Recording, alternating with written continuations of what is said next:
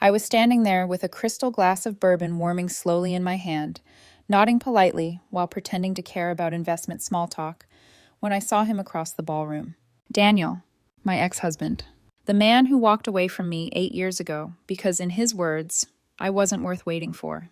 The man who decided my dreams were too slow, my struggle too inconvenient, my future too uncertain for the life he believed he deserved. He hadn't noticed me yet. He was laughing. That familiar, performative laugh I remembered too well. The one he used when he wanted to look confident in rooms full of important people. His tailored tuxedo fit him perfectly, the kind of perfection money buys when money is no longer a concern. And he wasn't alone. His arm was casually wrapped around her, tall, polished, impossibly put together. A finance executive, judging by the way people leaned toward her when she spoke. The kind of woman who looked like she belonged in rooms like this. The kind of woman he left me for. The kind of woman I was apparently never enough to be. The emerald lights from the chandeliers reflected off the marble floors, the sound of champagne flutes clinking, echoing through the grand ballroom. This was a charity gala attended by billionaires, old money families, global investors. Invitations were not handed out lightly. And yet here he was. Here they were. And here I was, standing quietly in the very hotel that bore my name, watching the ghosts of my past walk straight toward me without realizing they were already standing inside my world. My fingers tightened slightly around the glass. 8 years ago, I was a woman counting spare change, eating ramen for dinner, sleeping 4 hours a night, while pouring everything I had into a dream no one else believed in, especially not the man who once promised to stand beside me. 8 years ago, he looked me in the eyes and said, "I can't waste my best years waiting for you to become someone." Tonight, fate had a sense of humor, because the man who thought I would never amount to anything was about to discover that the life he admired, the luxury, the power, the status, was built by the woman he abandoned. And he was about to ask the most dangerous question of all. So, what have you been up to all these years? Before the chandeliers, before the marble floors, before people spoke my name with respect instead of pity, I was just a tired woman trying to survive on faith and caffeine. I was 22 when I met Daniel. We were in college then, back when dreams felt lighter, when the future was something you talked about late at night instead of something that kept you awake with fear. I was studying hospitality management, working 3 part-time jobs just to keep myself enrolled. Mornings behind a coffee counter, afternoons doing data entry for a logistics company, nights waiting tables at a mediocre Italian restaurant that smelled permanently of burnt garlic and fryer oil. I was always exhausted. 4 hours of sleep was a luxury. My hands were always trembling slightly from too much caffeine. My feet ached constantly. But underneath the fatigue, there was this stubborn, unshakable belief that I could build something meaningful. Something mine. Daniel used to say that was what he loved about me. "You're relentless," he told me once, brushing my hair away from my face while I studied spreadsheets at 2 a.m. I admire that. He worked in finance back then. Stable hours, clean suits, a predictable paycheck. He was polished even when we were broke, the kind of man who always looked like he belonged somewhere better than where he currently was. When we started dating, I truly believed we balanced each other. I thought his stability would ground me. I thought my ambition would inspire him. I didn't realize then that admiration can quietly turn into resentment when progress isn't fast enough. We married young, too young, if I'm being honest. 2 people convincing themselves that love could substitute for patience, for money, for time. For a year or 2, it almost worked. Almost. We lived in a cramped studio apartment with paper-thin walls where you could hear every argument the neighbors had, every late-night TV show, every slammed door. We drove a beat-up car with a check engine light that stayed on for 6 months because repairs weren't in the budget. I ate instant noodles more nights than I can count, funneling every spare dollar into my hospitality consulting idea. Website hosting, marketing materials, certifications, travel to meet potential clients.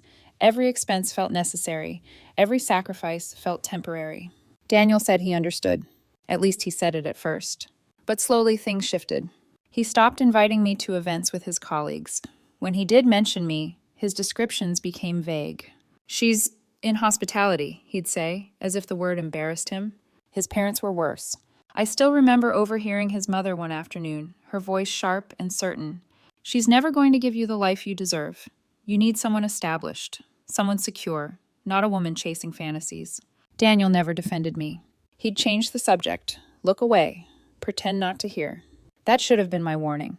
But I was in love, and I was stubborn, and I believed effort would eventually earn loyalty. I didn't understand then that some people only love ambition when it's pretty, when it hasn't started costing them anything yet. And I certainly didn't realize that while I was building a future brick by brick, the man beside me was already calculating his exit. Looking back, the betrayal didn't begin the night Daniel left. It began in the quiet, ordinary moments where his warmth cooled by 0.5 degree at a time.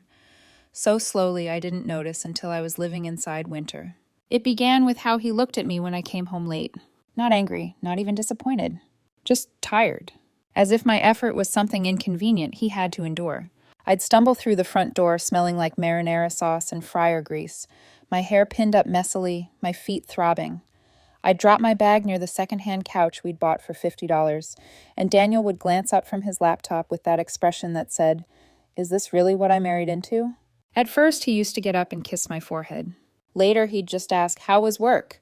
in a voice that sounded like he was already bored of the answer. I tried to compensate. I tried cooking when I had energy. I tried dressing nicer on weekends.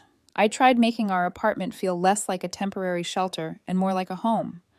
I bought cheap candles, folded laundry carefully, put flowers in a glass jar because we couldn't afford a vase. I thought if I made the struggle prettier, he'd stop hating it. But the struggle isn't pretty, no matter how you decorate it. There were little things. The way he'd correct my tone when I spoke about my clients. "Don't sound desperate," he'd say, leaning back like a judge. "People can smell it." The way he'd comment on my car, our car, with faint disgust. "Can we please get something better soon? This thing is embarrassing." The way he started using words like real career. He didn't say it directly at first. It came out sideways, in casual remarks. "My coworker's wife just got promoted to director," he'd say while scrolling his phone. "She's making 6 figures now. That's what stability looks like." Or, "You know what's nice? Knowing what your paycheck will be." Sometimes he'd say it gently, like advice. But it always landed the same way, like a verdict. And then there was the gym. Daniel started going more often, upgrading his wardrobe, whitening his teeth, wearing cologne even when he was just running errands. When I asked about it, he'd laugh. "What? I can't take care of myself now?" "You can," I'd say. "I just didn't realize it suddenly mattered this much." "It matters," he'd reply, "to people who want more." That sentence stayed in my body like a thorn, because I wanted more too. I wanted more than ramen, more than paper-thin walls, more than working myself to the bone while pretending exhaustion was normal. But I wanted it with him. I wanted him to grow with me, not watch me like I was a project that wasn't delivering returns. And every time his parents visited, it got worse. His mother would sit on our couch like it offended her, her handbag still clutched tightly on her lap, looking around our studio apartment as if she was touring a mistake. "Still here?" she'd ask, not even hiding the judgment. His father would smile thinly, the kind of smile people wear when they're trying to stay polite around someone they've already decided is beneath them. "You're working so hard," his mother would say to Daniel, squeezing his arm. "We just want you to have the life you deserve." Then her eyes would flick toward me, and she'd add, softly, cruelly, "And sometimes love isn't enough." Daniel never contradicted her. He would just look at his phone, or sip his drink, or excuse himself, like silence was safer than choosing me. I remember one night in particular. I had just landed a meeting with a boutique hotel chain that could have changed everything. I was buzzing with adrenaline, barely containing my excitement. I laid out my notes on the table, explaining my plan, my pitch, my projections. Daniel listened for maybe a minute before his eyes glazed over. Then he asked, "And how long is this going to take before it actually pays off?" I blinked. "I don't know, but it's a real opportunity." "I'm not asking if it's an opportunity," he cut in, voice sharper now. "I'm asking how long I'm supposed to keep living like this." Like this. Like my life, our life, was a condition he was forced to tolerate because I wasn't moving fast enough. That night, I went to bed with my back to him. And I remember staring at the wall, listening to his breathing, feeling like I was lying beside someone who already had one foot out the door. I told myself I was overthinking. I told myself stress made people impatient. I told myself love would win. But love isn't a magic spell. Love doesn't keep someone from leaving when they've already decided you're a bad investment. And when the end finally came, it didn't come with screaming. It came with a calmness that was far more terrifying. The night Daniel ended our marriage was a Tuesday. Not a dramatic night, not a holiday, not an anniversary. Just a regular Tuesday that I will remember for the rest of my life. I had just come home from a 16-hour day, the kind that leaves your body moving on muscle memory alone. My feet were swollen, my shoulders burned. My mind felt foggy, like every thought had to push through exhaustion to exist. That day mattered. I'd spent hours pitching my consulting framework to a boutique hotel chain, adjusting numbers on the fly, answering questions until my throat went dry. It wasn't a signed contract yet, but it was close. So close I could taste it. I walked into our apartment expecting nothing more than a shower and silence. Instead, I found Daniel sitting on the couch. Not slouched, not relaxed. Sitting upright, arms crossed, eyes fixed on a spot on the wall like he'd rehearsed this moment. Something inside me tightened. "What's wrong?" I asked, dropping my bag. He didn't look at me right away. "This isn't working anymore." His voice was flat, calm, almost bored. I actually laughed softly because my brain refused to catch up. "What isn't working?" I asked. "The couch, the apartment?" "Because I agree, this place is—" "I mean us," he said, finally turning toward me. The room felt suddenly smaller. "I can't do this anymore." I stared at him, my mind scrambling for context. "Do what?" I asked quietly. He let out a long, irritated sigh, like I was deliberately being dense. "Wait," he said. "I'm done waiting." Waiting. The word landed hard. "For what?" I whispered. "For you to become someone," he replied, just as cold. "You keep saying things will get better, but they haven't. You're still struggling, still broke, still chasing this dream that clearly isn't going anywhere." Each sentence felt like a blow to the chest. I sat down slowly, my legs suddenly unreliable. "I'm trying," I said. "You know I am. I've sacrificed everything." "I know," he interrupted, "and I'm tired of sacrificing with you." That hurt more than anger would have.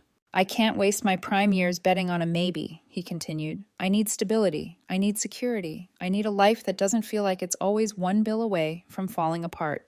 I stared at his face, searching for hesitation, for guilt, for love. I didn't find any.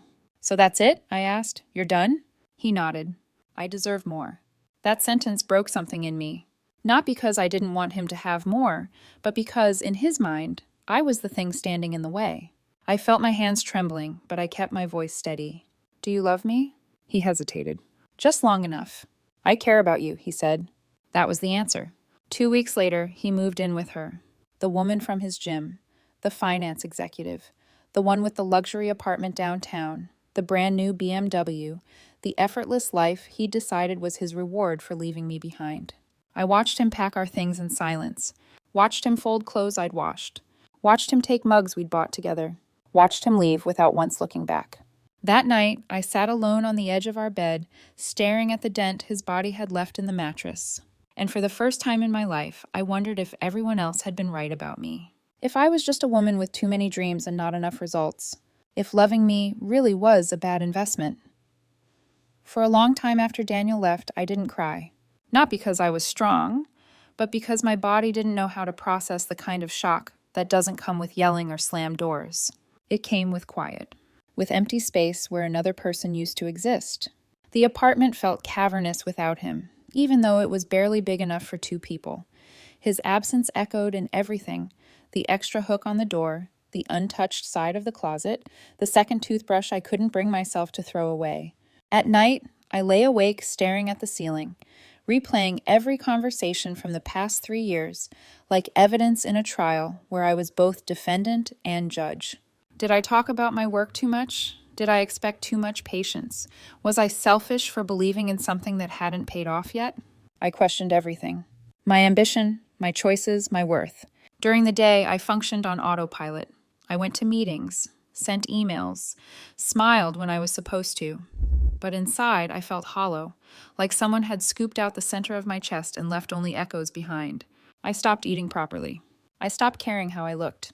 I stopped answering calls from friends because I didn't know how to explain that my marriage hadn't ended in flames. It had ended in a calm, clinical assessment of my value. Some nights, I sat on the kitchen floor with my back against the cabinet, arms wrapped around my knees, wondering if Daniel was right. Maybe love wasn't enough. Maybe dreams without immediate results were just expensive delusions. Maybe I should quit. Get a safe job, shrink my expectations, learn how to be easier to love. Those thoughts scared me more than losing him ever could. Because giving up on my dream felt like losing myself entirely. 6 months passed like that. 6 months of waking up exhausted, even after sleeping. 6 months of grief without closure. But grief has a strange way of transforming when it isn't allowed to fully consume you. One night, somewhere between despair and numbness, something shifted. I was sitting at my desk, staring at a rejection email from a hotel chain that had decided to go in a different direction. I felt the familiar wave of failure rising, but instead of breaking, I felt angry. Not explosive anger, focused anger. A quiet, dangerous kind. I realized something then. Daniel didn't leave because I wasn't capable. He left because he didn't want to endure the process.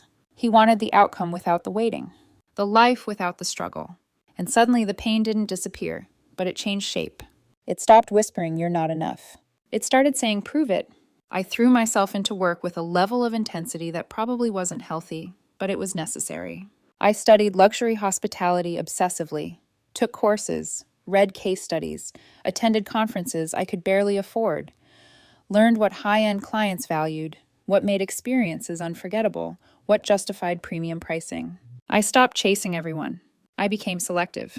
I stopped apologizing for my ambition. And slowly, painfully, results followed. Small wins at first, then bigger ones. I didn't feel healed, but I felt alive again. And somewhere deep inside, I stopped wondering if Daniel would regret leaving. Because I no longer needed him to be wrong for me to be right. Once the momentum started, it didn't slow down. It multiplied.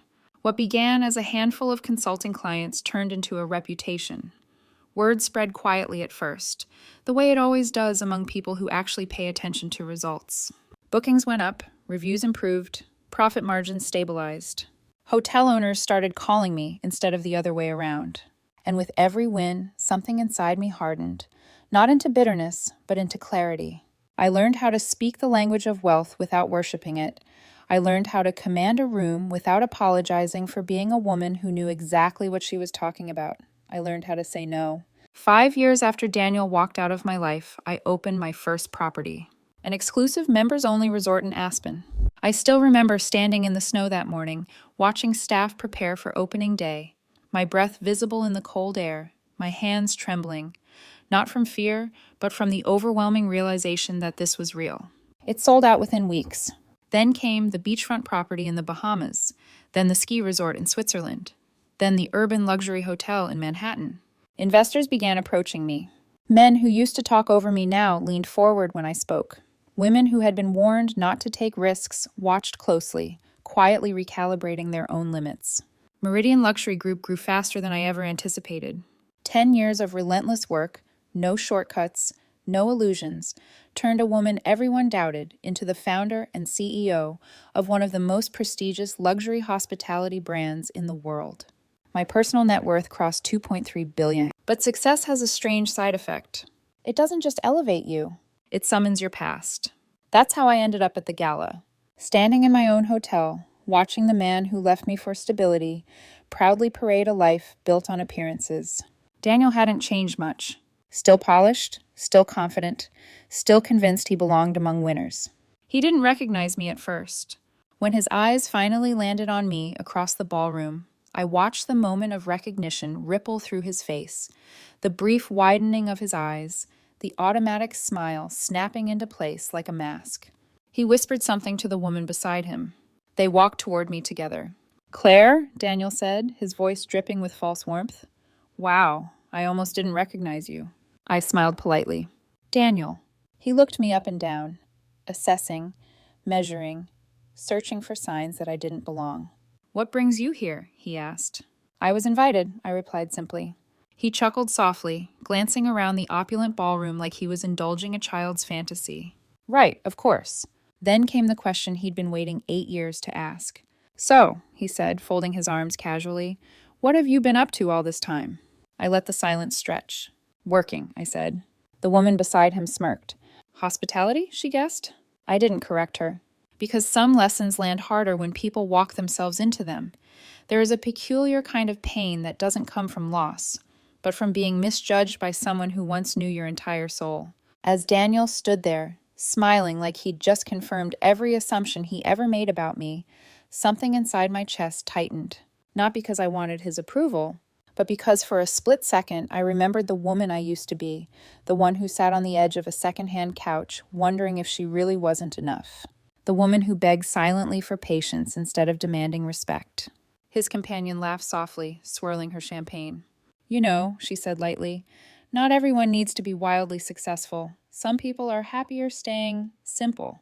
Simple. The word stung in a way I hadn't expected. Daniel watched my reaction carefully, like he was hoping for embarrassment, for insecurity, for proof that leaving me had been the right call. I felt the old reflex rise, the instinct to explain myself, to justify my choices, to prove I belonged. And for a dangerous moment, I considered letting him have it, letting him believe I was still the woman he walked away from. Because the truth was, confronting the past isn't empowering at first. It's terrifying. Standing face to face with the person who once defined your worth has a way of reopening wounds you thought had scarred over. He leaned in slightly. "You look good, Claire, really. But I always worried about you. I mean, this lifestyle isn't easy." I met his eyes. "I know," I said quietly. He mistook my calm for concession. His smile widened. "That's why I'm glad things worked out the way they did," he continued. "We both ended up where we belonged." That was the moment. The exact second when the final illusion died. Because I realized something with absolute clarity. Daniel didn't regret leaving. He regretted that I hadn't failed. He needed me to stay small so his choice would always feel justified. And standing there, surrounded by crystal chandeliers and whispered judgments, I felt the weight of every year I'd spent proving myself, not to the world, but to ghosts that no longer deserved space in my life. The room suddenly felt too warm, too loud, too close. I excused myself politely, walking toward the private elevator reserved for executives and VIP guests. Daniel followed, curiosity piqued. "Where are you going?" he asked, amusement still in his voice. "To show you something," I replied. He laughed. "Lead the way." Inside the elevator, mirrors reflecting our faces back at us, his confidence filled the space. "So," he said casually, "how long have you been working here?" I watched the numbers climb. "Quite a while," I answered.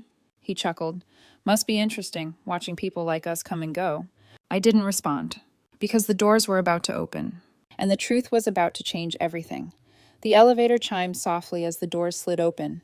Daniel stepped forward and stopped. So did the woman beside him. The executive floor wasn't subtle. Floor-to-ceiling windows stretched across the entire level, revealing a panoramic city skyline glowing beneath the night sky. Italian marble floors reflected the soft lighting. Glass-walled conference rooms housed quiet, intense conversations between impeccably dressed executives. Original art, pieces I had personally selected from galleries in New York and Paris, lined the corridor. The kind of art people don't ask the price of. They just assume they can't afford it. Daniel frowned. "Wait," he said slowly. "Why are we on this floor?" "This is where I work," I replied. He laughed reflexively, but it came out thin. "You work up here?" Before I could say anything else, my executive assistant approached. "Good evening, Ms. Lawson," Charlotte said, her tone professional, respectful. "Your board meeting is confirmed for tomorrow at 9. The finance team sent over the Dubai expansion reports. Everything exceeded projections. They're uploaded to your private server." The silence was absolute. Daniel's face drained of color. The woman's smile vanished entirely. Charlotte glanced at them politely. "Shall I prepare the executive suite for your dinner meeting as well?" "Yes," I said calmly. "Thank you." She nodded and walked away. I turned back to Daniel. "Let me reintroduce myself properly," I said. "Claire Lawson, founder and CEO of Meridian Luxury Group." His mouth opened. No sound came out. For years, Daniel had imagined me frozen in time, still struggling, still chasing, still waiting for a breakthrough that never came. Watching that illusion shatter was quiet. There was no yelling, no victory speech, just realization crashing into him all at once. "This hotel," he whispered. "It's yours?" "Every property," I replied. "This one included." I gestured down the corridor. "You wanted to see where I work." We walked. Past my corner office with sweeping city views. Past the boardroom where $100 million decisions were made. Past the private executive lounge stocked with bottles worth more than our old car. Daniel grew smaller with every step. By the time we reached the penthouse suite, the crown jewel of the property, his hands were shaking. "This," he breathed, "is unbelievable."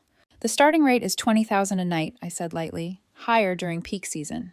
He laughed weakly. You're joking. I'm not. The irony was suffocating. He left me because he wanted stability, luxury, certainty, and the woman he abandoned built an empire around those exact things. When we returned to my office, I poured myself a drink. Do you still believe I wasn't worth waiting for? I asked calmly. He couldn't answer, because the answer was standing all around him. And it was undeniable. I thought the night would end there.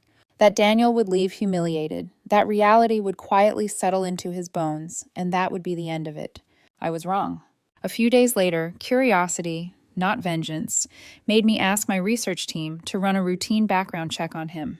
I told myself it was due diligence, a habit you develop when you operate at a certain level.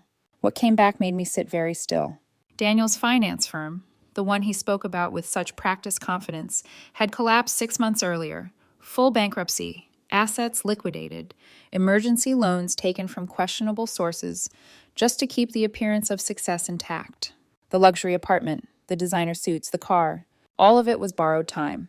Debt stacked on debt, wrapped in arrogance and denial. He hadn't left me for stability. He had left me for an illusion. And here was the cruel symmetry. The man who couldn't tolerate my temporary uncertainty had built his entire life on lies that were already imploding. I made a calculated decision. Not out of spite, but because business is business. My acquisitions team quietly bought what little remained of his assets. Properties, holdings, partnerships, including the penthouse apartment he was currently living in. Everything he had left was now mine. I invited him to meet under the pretense of a business discussion. When he arrived, he still wore that old confidence-like armor, ordering an expensive drink he couldn't afford, speaking loudly, trying to project control. I slid a folder across the table. Your company is finished, I said calmly. Your finances are destroyed. And as of 3 days ago, I own everything you had left. His hands shook as he flipped through the documents. You planned this, he whispered. No, I replied evenly. You planned this when you built your life on debt and appearances. I just recognized the opportunity. His anger collapsed into panic. You're ruining me. I stood. You ruined yourself. 30 days to vacate my properties. That was all he had left. That same evening, security called me. Daniel was in the lobby, asking to see me. I hesitated, then agreed. When he stepped onto the rooftop terrace, he looked smaller than I remembered, exhausted, stripped of certainty. I didn't know where else to go, he said quietly. You're not here because you have nowhere to go, I replied. You're here because you have no one left to turn to. He didn't deny it. I was wrong, he said, about everything. I looked at him, really looked. I remember what you said the night you left, I told him softly, that you couldn't waste your prime years waiting for me to become someone. His face went pale. And now you're here because I became someone, I continued. That's not love, Daniel, that's regret. Tears filled his eyes. You won't give me another chance? No, I said without hesitation, not because I hated him, but because I didn't need him anymore. I had already moved on, truly, completely, with someone who understood the grind, who stood beside me before the success, not after. Goodbye, Daniel. He stood there for a long moment. Then he left. And this time, it was forever. After Daniel left the rooftop terrace, the city stretched out beneath me, glowing, endless, alive. I stayed there for a long time, listening to the hum of traffic far below, feeling the cool night air against my skin. I didn't feel triumphant. I felt free. For years, part of me had carried his voice inside my head, the quiet doubt, the question of whether I was enough, whether my dreams were too much, whether loving me required too much patience. That night, the voice finally went silent. Because closure didn't arrive as an apology. It arrived as indifference. 2 years before that gala, I had met someone else, another entrepreneur who built his own company from nothing. Someone who understood long nights and delayed gratification. Someone who celebrated ambition instead of resenting it. We didn't fall in love because of success. We fell in love before it, and that made all the difference. Daniel and I existed in 2 different lifetimes now. I heard later, through distant acquaintances, that he and the woman he left me for didn't last long after everything collapsed. Blame was thrown around. Resentment took root. Illusions don't survive exposure. They both moved into smaller apartments, far from the world they pretended to belong to. Sometimes, usually late at night, I think about the woman I used to be. The one sitting alone in a cramped apartment, wondering if she would ever be enough. I wish I could tell her this. You don't need to be chosen by someone who can't wait for you. You don't need to shrink your dreams to keep someone comfortable.